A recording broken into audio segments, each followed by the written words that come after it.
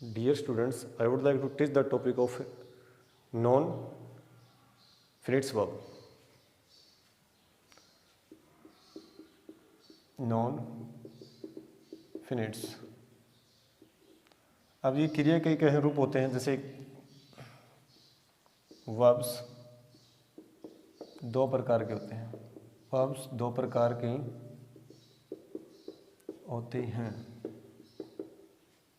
अब देखिए, पहला हमारा कौन सा है, फाइनाइट्स, और दूसरी कौन सा है, नॉन फिनिट्स। इसको फाइनाइट बोलेंगे और इसको फिनिट बोलेंगे। अब पहले सबसे पहले मैं डेफिनेशन सीखेंगे, जैसे भी कौन सी हमारी फाइनाइट वर्ब होते हैं, कौन से हमारी नॉन फिनिट्स वर्ब होते हैं। तो ये it is the family of verbs. ये क्रिया, जैसे क्रिया है ना, उन्हीं का एक परिवार होता है। देखिए, पहला जो है हमारा फाइनाइट्स वर्ब,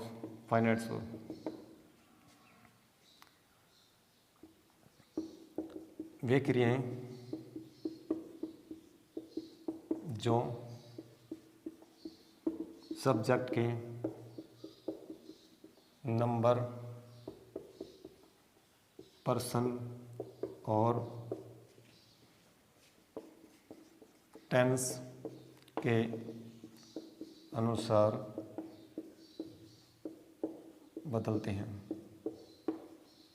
कहने का अभिप्राय क्या है कि जैसे हमारी नॉन फिनिट्स कौन सी वर्ब होते हैं और फाइनाइट्स कौन सी वर्ब होते हैं, जैसे हमें उन्हीं के बारे में जानना है। अब हमारा देख ली, पहले जो बात हमारे एग्जांपल के तौर पर बता रहा हूँ मैं, जैसे मैं को यहाँ पर ही प्लेज हॉकी एवरीडे, हमारा जो हॉकी खेलता है, यस। हमारा सब्जेक्ट कैसे उसी कोड देखिए यहाँ पर चेंज होना कि वर्ब के साथ ऐसे लगाओ। यहाँ पर मैं लिखूँ जैसे आई रीड, नहीं जा प्ले, इसी क्रिया को मैं लेकर चला हूँ, आई प्ले, जैसे मैंने लिख दिया हॉकी डेली। तो व्हाट इज़ द डिफरेंस, फ़र्क क्या है? फ़र्क ये, यहाँ पर देखिए फर्स्ट फॉर्म है इसके साथ, और यहाँ पर क्या ऐसी ऐसे लगा हुआ है, क्या लगा हुआ है, ऐसी ऐसे। तो यहाँ पर देखिए कि बदले ना। अब यहाँ पर देखिए पर्सन और कहते टेंस के अनुसार बदलती हैं, उनको क्या बोलते हैं, फाइनाइट्स वर्ब, ठीक है। और नॉन फिनिट्स कौन सी वर्ब होती हैं कि ये जो है ना सब्जेक्ट और के जो नंबर हैं, पर्सन है और टेंस के अनुसार इनमें कोई बदलाव नहीं होता। तो इसके बारे में हम डेफिनेशन सीखेंगे। अगली हमारी कौन सी है, नॉन फिनिट्स। दूसरा हमारा क्या है, नॉन फिनिट्स।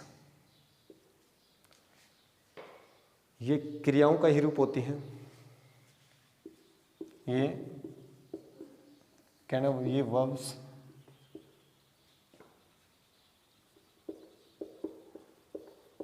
वर्ब्स का ही रूप है, होते हैं,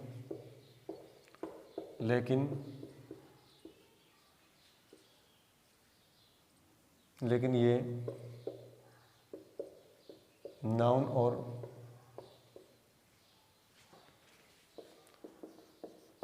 एडजेक्टिव का कार्य करते हैं।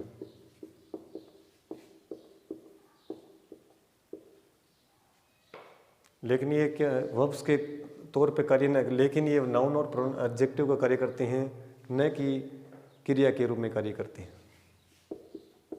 न कि क्रिया के रूप में कार्य करती हैं। कहने का अभिप्राय क्या है कि जो नॉन फिनिट्स जो वर्ब होते हैं ना, वो क्या होते हैं, क्रिया का ही रूप होते हैं, लेकिन वो क्रिया का काम न करके, बताया गया ना आपको, क्रिया का ही रूप होते हैं, लेकिन ये नाउन और एडजेक्टिव काम करते हैं, न कि क्रिया के रूप में कार्य करते हैं। क्रिया का रूप होती हैं, लेकिन क्रिया के रूप में काम नहीं करती। क्रिया के रूप में काम न करके ये नाउन और एडजेक्टिव का कार्य करती हैं। और कहने का मतलब क्या है, जैसे हमारा सब्जेक्ट होता है ना, वाक्य में जो सब्जेक्ट होता है उसके नंबर,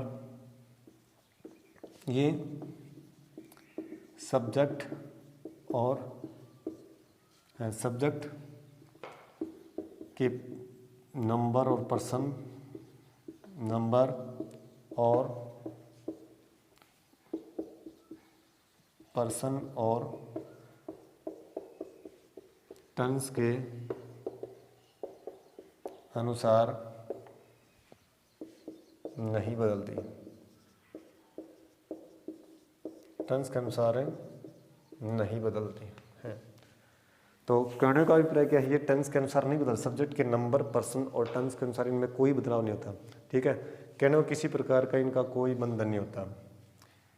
ये जो लिमिट नंबर्स है ना उसमें उपलब्ध होती है, कहने का मतलब नॉन फाइनाइट्स है ना वो लिमिटेड नंबर्स में उपलब्ध होती हैं। ये लिमिटेड नंबर्स में उपलब्ध हैं और इन पर किसी प्रकार का कोई बंधन नहीं होता।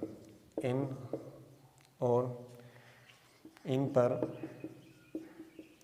किसी प्रकार का कोई बंधन नहीं होता। तो कहने का अभिप्राय क्या है कि जो हमारी नॉन फिनिट्स वो होती है ना वो क्रिया का ही रूप होती हैं, लेकिन ये नाउन और एडजेक्टिव का कार्य करती हैं। ठीक है, सेंटेंस में न कि क्रिया के रूप में कार्य करती हैं। ये सब्जेक्ट के नंबर, पर्सन और टेंस के अनुसार नहीं बदलती हैं, चाहे हमारा सब्जेक्टिव केस कैसा हो, इनमें कोई बदलाव नहीं आता। रही अगली बात, जैसे ये लिमिटेड नंबर्स में उपलब्ध होती हैं, इनकी जो संख्या ना वो लिमिटेड नंबर्स में होती है, उपलब्ध होती है और इन पर किसी प्रकार का कोई बंधन नहीं होता। कहना बोले क्या है, इन पर किसी प्रकार का कोई बंधन थोपा नहीं जाता, क्योंकि ये क्रियाएं जैसे प्रयोग कैसा भी हमारा सब्जेक्ट कैसा हो, टेंस कैसा, चाहे पास्ट की बात हो, प्रेजेंट की हो, कोई इफेक्ट नहीं करता। तो जैसे एग्जांपल के तौर पर मैं बता रहा हूँ यहाँ पर आई वांट टू प्ले, जैसे अभी एग्जांपल लिया था I want to play hockey, तो यहाँ पर मैं हॉकी खेलना चाहता हूँ, ये हमारी क्या है टू इन्फिनिटिव की बात आगे मान लीजिए। ठीक है, तो ये भी हमारी क्रिया है। ठीक है, ये क्या है हमारा नॉन फिनिट्स का ही रूप है, लेकिन हमारा जैसे यहाँ पर सब्जेक्ट यहाँ पर लिख दिया मैंने सी वांट्स टू प्ले, तो भी कोई फर्क नहीं पड़ा हमारा सब्जेक्ट कैसा हो। लेकिन यहाँ पर ये जो हमारी वर्ब है ना, देखिए ये कौन सी वर्ब है, ये कौन सी है, तो ये हमारी कौन सी रही, जैसे बात आगे हमारी फाइनाइट्स वर्ब, और ये हमारी क्या रही नॉन फाइनाइट्स का। ये फाइनाइट्स का ही रूप है और ये नॉन फाइनाइट्स, जैसे ये फाइनाइट्स का, ये नॉन फिनिट्स का रूप है। तो टू प्ले नॉन फिनिट्स का रूप है और ये फाइनाइट्स का, फ़र्क ये है इसमें। तो यहाँ पर देखिए एस नहीं लगा हुआ, सब्जेक्ट के अनुसार यही है, और हमारा सब्जेक्ट का सी था, तो यहाँ पर क्या वर्ब के साथ एस या ES हम जोड़ देते हैं। लेकिन यहाँ पर देखिए टू और V1 है, कोई फर्क नहीं पड़ा हमारा सब्जेक्ट केस कैसा ही भी हो। तो ये चीज़ें हमें ध्यान देने वाली है। एग्जाम में अक्सर जो हमारा 2 नंबर का आता है और यही आता है जो हमारे ज़्यादा हेल्पफुल करे, क्योंकि हमारा कंसेप्ट क्लियर नहीं होता कि यहाँ देखिए वर्ब के साथ है किस रूप में, वो भी इसके फंक्शन बताए जाएंगे। जैसे हमारे भी नॉन फिनिट्स है ना, उसके 3 रूप होते हैं, 3 जैसे पार्ट होते हैं, वो भी आपको बताए जाएंगे। ठीक है, किस प्रकार कौन कौन सा है। तो सबसे पहला हमारा सीखना वो जरूरी था क्या, कि फाइनाइट्स वर्ब कौन से होती हैं और नॉन फिनिट्स कौन से होते हैं, ये क्या काम करती हैं, इनमें कैसे बदलाव होता है, वो हमने सीख लिया अब तक यहाँ तक। कि वर्ब्स के ही कहते हैं, वर्ब्स 2 प्रकार के होते हैं, फाइनाइट्स और नॉन फिनिट्स, तो वो हमने सीख लिया अब तक यहाँ तक कैसे क्या बदलाव आता है। अब जैसे बात आती है डायग्राम के अकॉर्डिंग, जैसे मैं आपको बताऊँगा यहाँ पर जैसे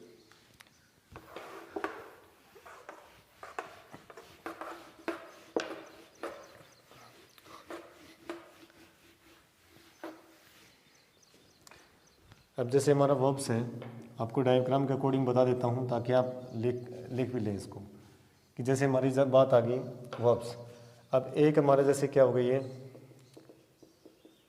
फाइनाइट्स, ठीक है, और ये हमारा जो दूसरा है, इधर लिख देता हूँ मैं यहाँ पर, ये हमारा क्या है नॉन फाइनाइट्स। भी नॉन फिनिट्स की बात आई, नॉन फाइनाइट्स नहीं होता, ये नॉन फिनिट्स बोलेंगे इसको, नॉन फिनिट्स और इसको फाइनाइट्स, बस फर्क है फाइनाइट्स नॉन फिनिट्स।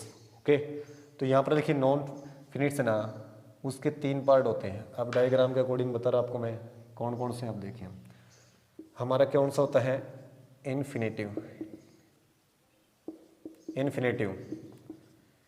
इन्फिनेटिव्स, ठीक है, या इन्फिनेटिव लिख लीजिए इन्फिनेटिव्स, क्योंकि इन्फिनेटिव्स होते हैं, बेर इन्फिनेटिव आता है, इसमें टू इन्फिनेटिव आता है। यस, जो दूसरा है वो हमारा कौन सा है, जैसे मैं ले लिया यहाँ पर जेड, ठीक है, और तीसरा हमारा क्या है, पार्टिसिपल।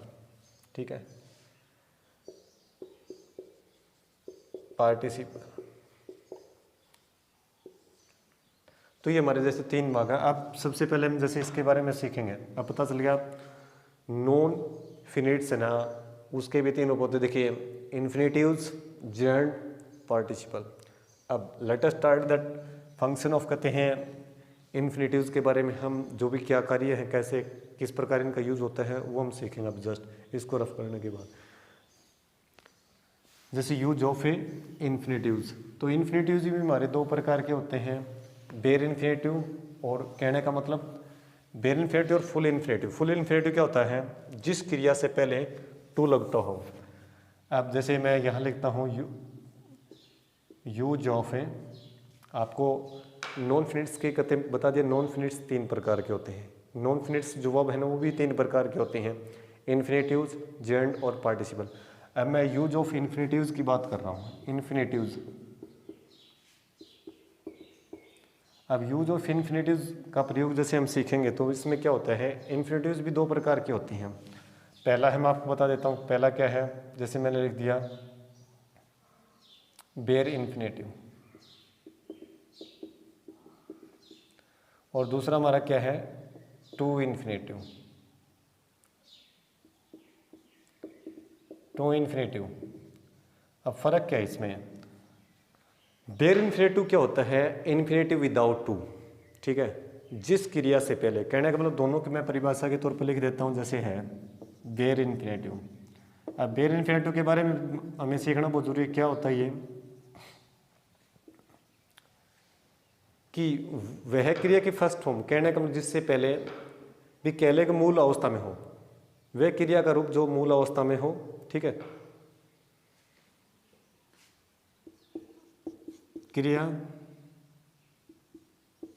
क्रिया का वह रूप जो मूल अवस्था में हो, जो मूल अवस्था में हो, मूल अवस्था में हो। कहने का मतलब क्रिया के मूल अवस्था में हो, मूल अवस्था समझते हो V1 हो, कहने का मूल अवस्था में हो, भी वर्ब की फर्स्ट फॉर्म हो, क्रिया का वह रूप जो मूल अवस्था में V1 में हो तो, ठीक है, में हो, उसी हम क्या बोलते हैं, बेर इन्फिनेटिव। आया ना समझो आपको। कहने का अभिप्राय क्या है, विदाउट टू, कहना इन्फिनेटिव विदाउट टू, ये लिख सकते हैं इन्फिनेटिव विदाउट टू। वह क्रिया, कहने का मतलब जिस क्रिया से पहले टू का प्रयोग नहीं होता वो कौन सी कहलाती है, बेर इन्फिनेटिव, जिसको क्या बोलते हैं, विदाउट टू या इन्फिनेटिव विदाउट टू। ठीक है, उसको बेर इन्फिनेटिव, क्रिया का वह रूप जो मूल अवस्था में, कहने का मतलब उसकी फर्स्ट फॉर्म का प्रयोग होता हो, उससे पहले टू का प्रयोग न होता हो, उसको बेर इन्फिनेटिव कहते हैं।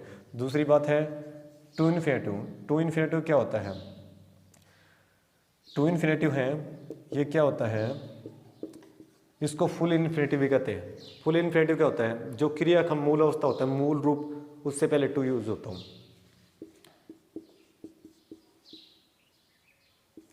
क्रिया का वह रूप जो मूल अवस्था में हो, मूल अवस्था कह लो V1 में हो, और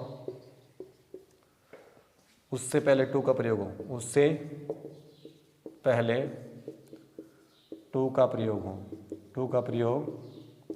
हो। तो कहने का अभिप्राय क्या है, जैसे बात आती है टू इन्फिनेटिव की, इसको फुल इन्फिनेटिव भी कहते हैं।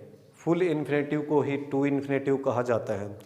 बेर इन्फिनेटिव किसके कहते हैं, इन्फिनेटिव विदाउट टू, जिस क्रिया के साथ टू नहीं लगता वो बेर इन्फिनेटिव, जिस क्रिया के साथ टू लगता, जिस क्रिया से पहले, कहने का मतलब जिस क्रिया से पहले टू आता है वो कौन सी कहलाती है, फुल इन्फिनेटिव या टू इन्फिनेटिव बोल सकते हैं इसको।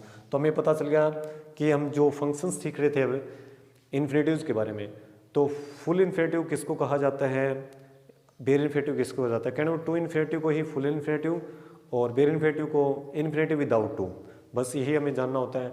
अब हम सीखेंगे बेर इन्फिनेटिव के जैसे बेयर इन्फ्लेटिव कब कब किस अवस्था में यूज होता है बेयर इन्फ्लेटिव, तो चलिए अब हमें यूज ऑफ है, जैसे इन्फ्लेटिव्स की बात चल रही थी हमारे, तो हमें पता चल गया इन्फ्लेटिव भी दो प्रकार के होते हैं, बेयर इन्फ्लेटिव और टू इन्फ्लेटिव। अब हम बेयर इन्फ्लेटिव के बारे में सीखेंगे, ठीक है। बेयर इन्फ्लेटिव है उसके बारे में हम सीखेंगे। अब बेयर इन्फ्लेटिव प्रयोग कब होता है, किस अवस्था में होता है। पहला हमारा जैसे अब लिख देता हूँ कार्ड में, जैसे बेयर इन्फ्लेटिव,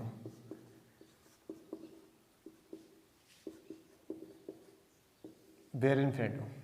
अब पहली बात आगे हमारा जो रूल है, रूल नंबर फर्स्ट बेयर इन्फ्लेटिव में, वाक्य में मॉडल्स के बाद, कि वाक्य में अगर मॉडल ऑक्सिलरी वर्ब आती ना, इनके बाद कभी भी हम बेयर इन्फ्लेटिव का यूज नहीं करते। वाक्य में मॉडल्स के बाद, वाक्य में मॉडल्स के बाद। अब मॉडल क्या होता है आपको पता है, रूपात्मक क्रियाएं, 13 रूपात्मक क्रियाएं होती, can, could, may, might, shall, should, will, would, must, ought to, use to, dare है, नीड है, ये सारी हमारे क्या होते हैं, मॉडल ऑक्सिलरी वर्ब होती हैं। 13 होते हैं काउंटिंग, मैं आपको मॉडल की जो वीडियोस उसमें बता चुका हूँ। तो आपको याद रखना है वाक्य में मॉडल्स के बाद, जैसे फॉर एग्जाम्पल मैं आपको लिख के बता रहा हूँ, जैसे आई कैन शो दिस सम, ठीक है। तो याद रखना जो ही मॉडल ऑक्सिलरी वर्ब होगी ना, हमेशा मॉडल ऑक्सिलरी वर्ब अबव की फर्स्ट फॉर्म रखता है साथ में, ठीक है, V1।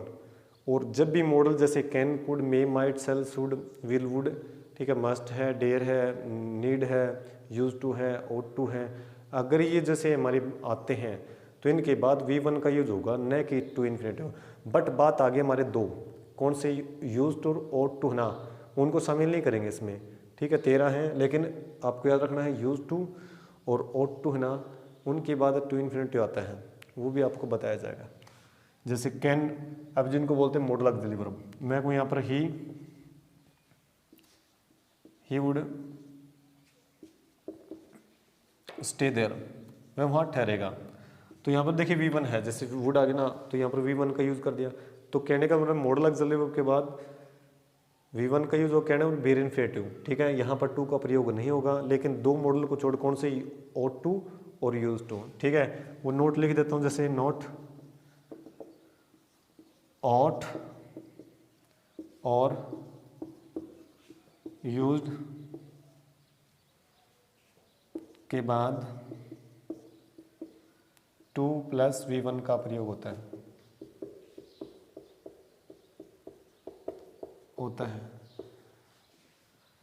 कैसे आपको बता देता हूँ एग्जाम्पल के तौर पे, हमारा पहला चल रहा, देखिए you ought to respect your elders. तो जैसे बात आती है ना, जैसे सलाह की बात आती है मॉडल में, तो you ought to respect your, आपको अपने बड़े बूढ़ों की इज्जत करनी चाहिए, ठीक है ना। तो यहाँ पर क्या है, जैसे ought आ गया, टू और V1 की बात आ गई, तो मॉडल ऑक्सिलरी वर्ब के बाद हमें यहाँ पर यूज़ कर दिया टू और V1 का। कहने का मतलब क्या है, फुल इन्फिनेटिव, जिसको टू इन्फिनेटिव कहते हैं, यस। तो सभी मॉडल के बाद आपको याद रखना, काउंटिंग में मॉडल 13 होते हैं, लेकिन यूज टू 11 है, उनके साथ हम यूज बाद में क्या है, बेयर इन्फिनेटिव आता है, लेकिन दो ही है, इनके साथ बाद टू इन्फिनेटिव का यूज होता है। यूज टू की बात आ गई, जैसे मैं कहूँ yes, he use to tell a line in his childhood, वो बचपन में झूठ बोला करता था। तो यहाँ पर बात आ गई टेल ए लाई की, देखिए यूज के बाद है ना टू इन्फिनेटिव का यूज़ कर दिया, इसको क्या बोलते हैं, फुल इन्फिनेटिव भी बोलते हैं। तो दो आपके मॉडल ऑक्सिलरी वर्ब है, ought और यूज्ड, इनके बाद हमेशा टू इन्फिनेटिव आता है, जिसको फुल इन्फिनेटिव कहते हैं। और 11 जो मॉडल हैं उनके बाद हमेशा बेयर इन्फिनेटिव हो, याद रखने वाले। लेकिन फ़र्क क्या, कई बार क्या होता है, यूज टू है ना, वो आ जाए एडजेक्टिव फॉर्म में, तो वो चीज़ भी आपको याद रखनी पड़ेगी। कैसे, जैसे एग्जाम्पल बता रहा हूँ, ही इज़, मैंने लिख दिया ही इज़ यूज टू, ठीक है, ही इज़ यूज टू, और मैंने यहाँ पर लिख दिया fighting others. He use to, देखिए मैंने यहाँ पर आदि होना, यूज टू का मतलब होता आदि होना। और आपको याद रखने वाले नियम ये क्या है, जैसे गेट आ जाता है या टू बी का फॉर्म आता है, इज, एम, आर, वाज, वही आते हैं। तो यूज टू का अर्थ क्या होगा उस दफ़ा, यूज टू का मतलब होगा आदी होना, एडिक्टेड टू, किसी चीज़ का अभ्यस्त हो जाना, आदी हो जाना, आदत पड़ जाना। तो मैंने यहाँ पर लिख दिया he is use to fighting others, वो दूसरों के साथ झगड़ा करने का आदी हो गया। कहने को उसको झगड़े बगैर रंगत नहीं आती है, तो he is use to fighting others. तो यहाँ पर क्या होगा, इसकी भी एडिक्टेड होना, आदी होना। तो बात आगे जैसे मैं लिखूँगा यहाँ पर कोई भी बात लगा लीजिए, जैसे she is use to sitting in the sun, sitting in the सन।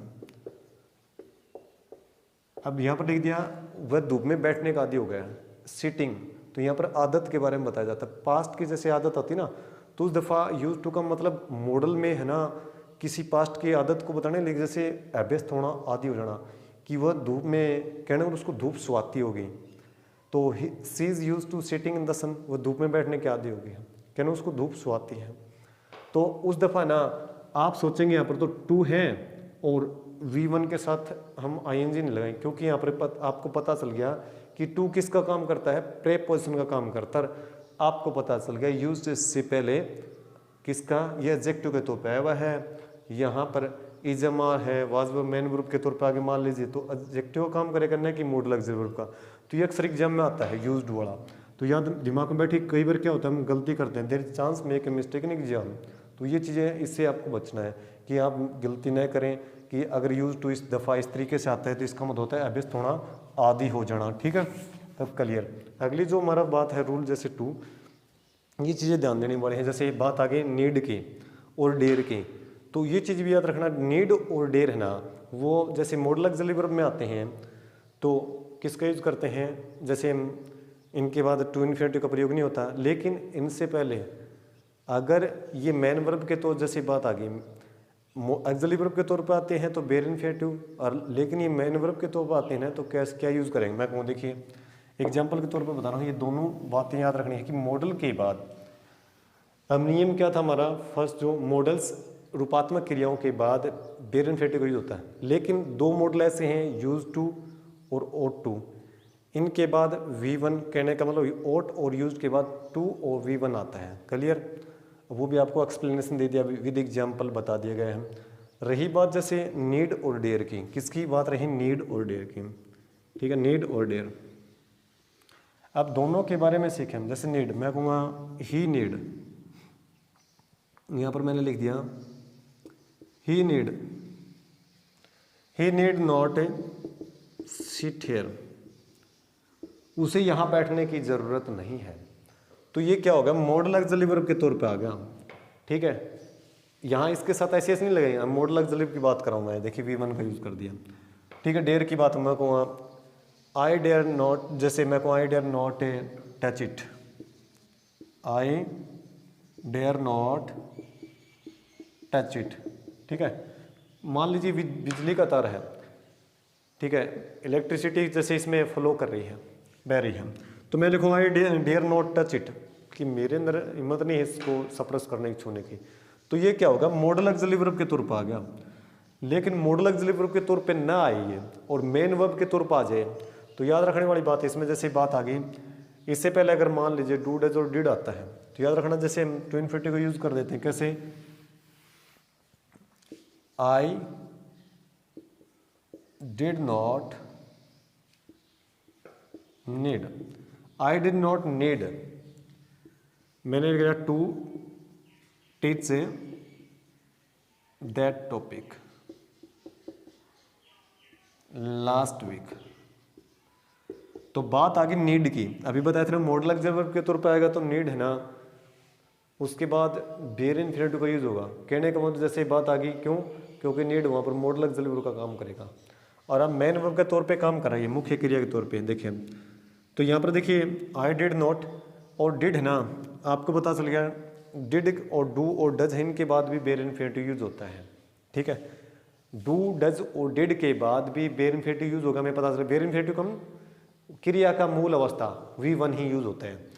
लेकिन बात आ गई नीड की, अब हमें नीड और डेयर से मतलब है, तो नीड और डेयर है ना, तो उसमें याद रखना देखिए डू और डज और डिड आ गया। I did not need to teach that topic last week, पिछले सप्ताह उस टॉपिक को सिखाने की मुझे ज़रूरत नहीं थी, सिखा दिया गया लेकिन सिखाने की ज़रूरत नहीं थी वो topic.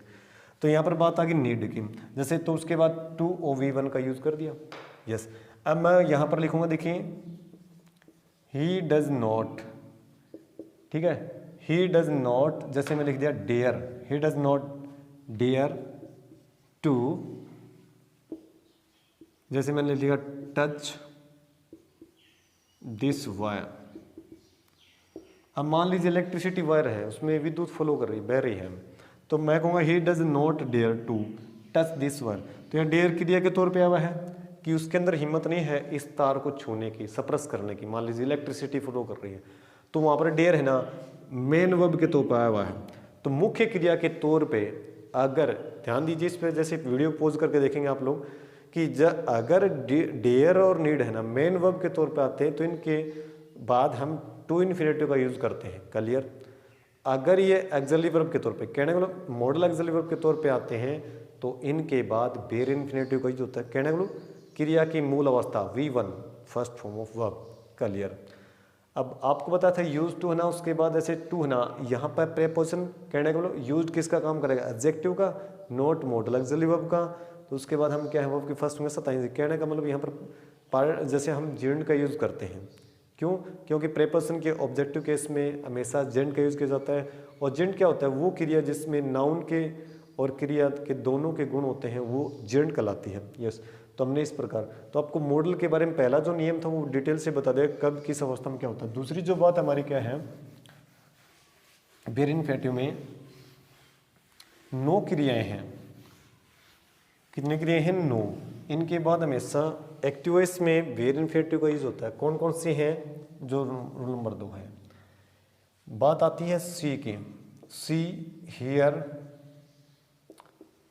Watch, notice, feel, make, late,